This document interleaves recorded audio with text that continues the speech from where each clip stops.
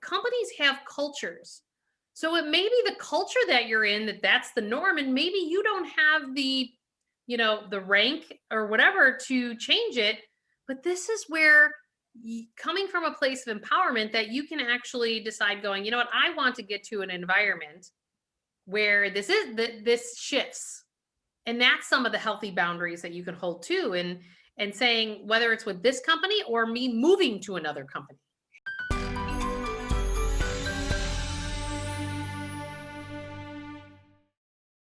What's going on, everybody? Welcome to another episode of Awaken Your Work Life. Why? Because so many of us go to work and we are not happy. And we spend way too many hours doing something that we are not happy about. And I'm the money chick, but the money doesn't show up if you're not passionate and purpose about the work that you do. You either get laid off, you don't get those raises, you don't get the bonuses. People around you start getting crabbier, then you start getting crabby. Oh, it's so it just infiltrates, right? And this is why Karen and I decided to talk about boundaries today, because when we don't hold healthy boundaries for ourselves in the workplace because we think that, well, but I need this job and I need the paycheck and I don't want to, we all start playing that political game, right? And it's like, oh, what happened to authenticity? And authenticity comes with boundary holding. It does. It does. And you know what? Sometimes I think there may be people who are wondering, like, when you guys say boundaries, what do you mean? Like, what does that mean? My boundaries in work. And for me and Julie, of course you'll answer it too. It's like, at what places, in what activities, in what mindset, in what actions do I feel like I can be in integrity in ways that are for my highest good, in ways that keep me in alignment with well-being. Right. Working until midnight 5 days a week is not a healthy boundary for me. I was in the airport yesterday. This one, I know people who are watching can completely identify with this. I'm sitting there in a restaurant in the airport yesterday, and this guy is searching all over the restaurant for a plug, right? And when the one plug in 2 tables next to him underneath this guy's seat didn't work, right? Because we've all been there trying to get the plug. Where's the plug, right? This guy goes, well, I'm just going to have to actually sit here and do nothing for the next hour and enjoy my meal. Like, why are we not enjoying our meals and taking care of our well-being instead of this frantic, I have to work while I'm in transit in an airport? Like, that's just a great example of we're not taking the time. We're not holding those healthy boundaries for ourselves. And I literally just laughed out loud. And I didn't even realize that I laughed so out loud until like half the restaurant looked at me, because I thought this was so damn funny when this guy did this. And it's like, because we've all been there and done that. It's like, we're trying to squeeze that last thing in. Let me get this done before I get on the airplane. And I actually think it's terrible now that you can get Wi-Fi on airplanes, because I used to love, that was my excuse time to not have to respond. Yep. No responding, a chance to read, catch up on reading or podcasts or sleep, like even writing, anything that had been on the back burner, being on the airplane, which is like really the last bastion of that opportunity for me is in driving. Mm-hmm. Like if I'm driving, I like long drives now. Don't buy a Tesla then. It'll drive itself. I actually know people in my business who are the wholesalers in the investment world, and they are now all buying Teslas because they spend so much time in their cars that they now have turned them into their offices, and the car drives themselves. They have built the muscle to be okay with the vehicle driving them. Yeah, I know, right?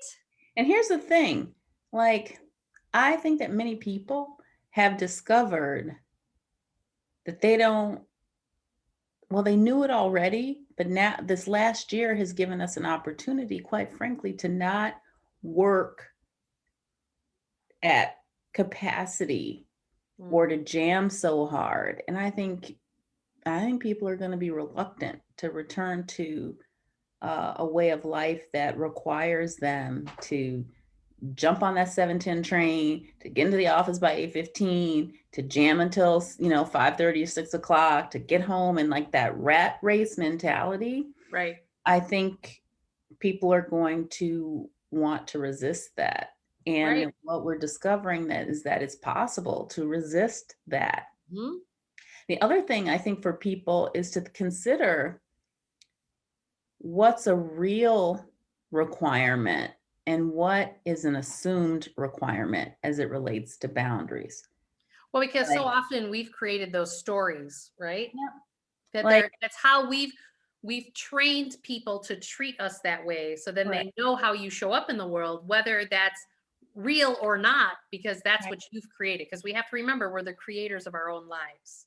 Yeah. And so not taking 40 minutes for lunch every day, is that a real requirement? Is it what your peers are doing?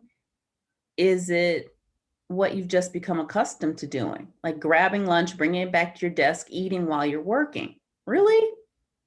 Is that real, or is that like, Create. what would happen? What falls apart if you actually step away for 40 minutes and have your lunch away?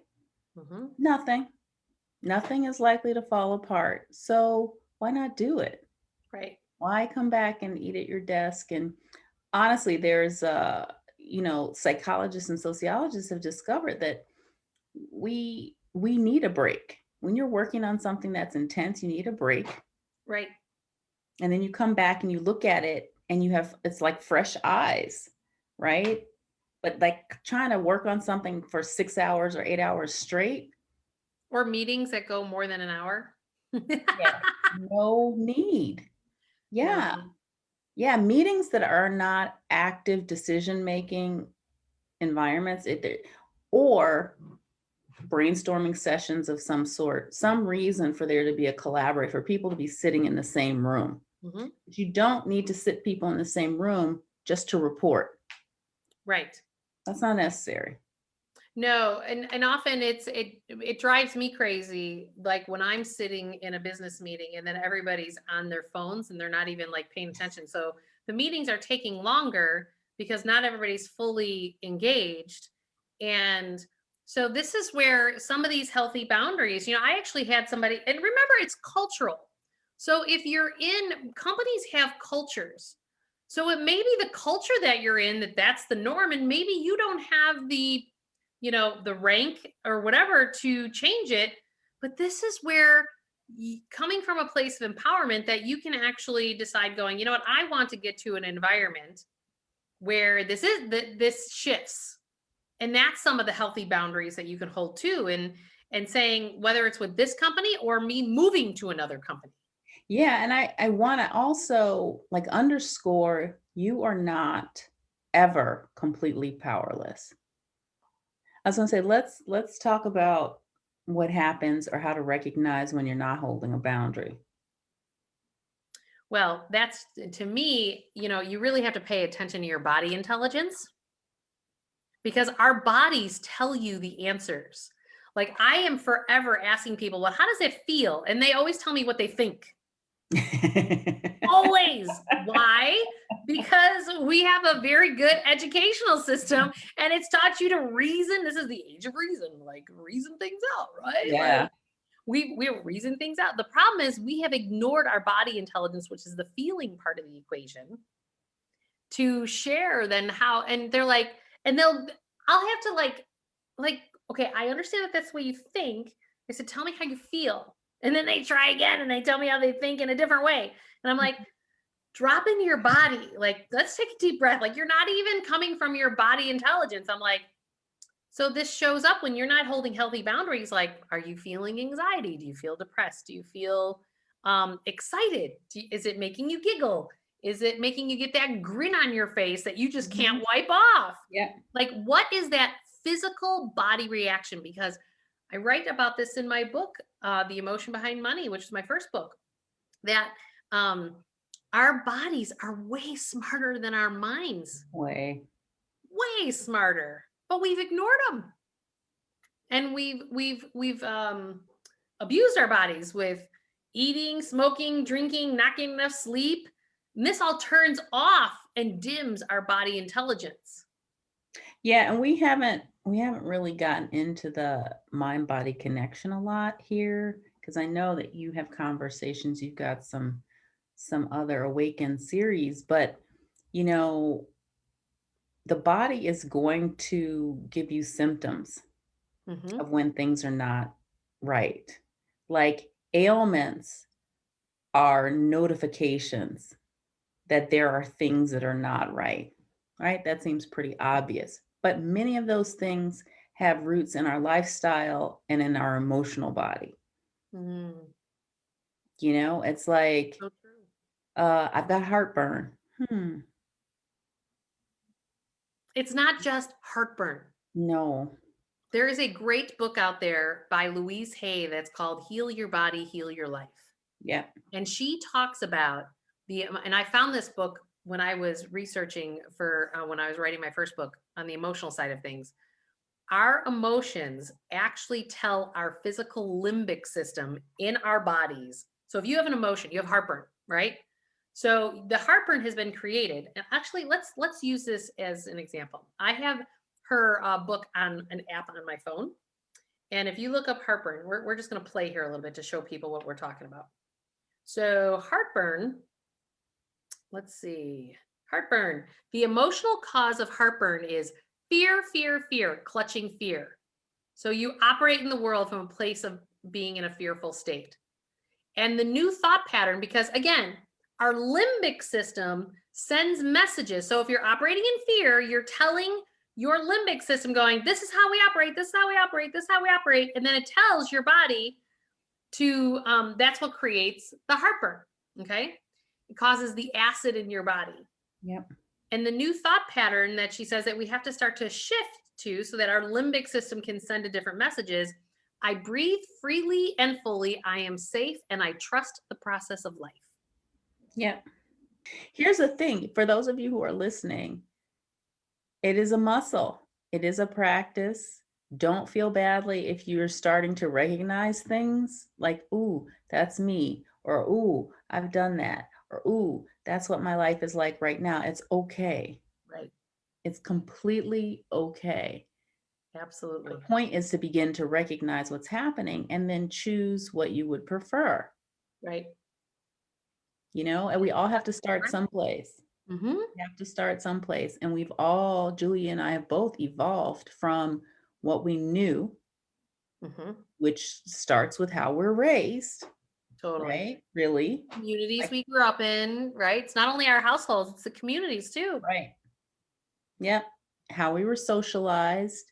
And then you reach an age where you can really begin to discern, Mm-hmm. and that discernment is very powerful in Right. helping you to recognize, like, ooh, maybe that's not the truth for me. Right. Yep. 100% agree. That's beautiful. It's good Yeah. stuff.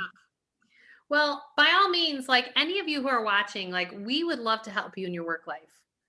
Send us a direct message. We are here to help.